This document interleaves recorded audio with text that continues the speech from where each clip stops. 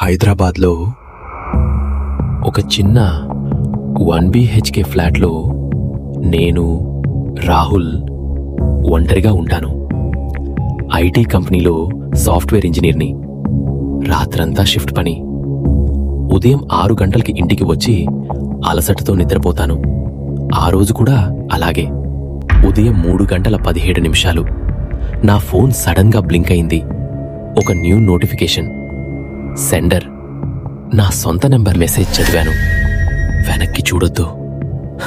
గుండె ఒక్కసారిగా గట్టిగా కొట్టుకుంది.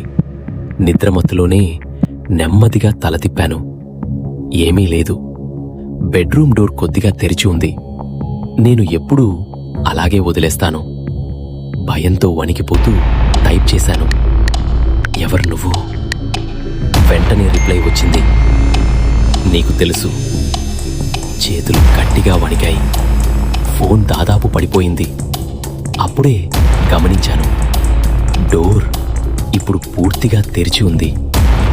డోర్వేలో ఒక నీడ నిలబడి ఉంది. 2 సెకన్ల క్రితం అక్కడ ఏమీ లేదు.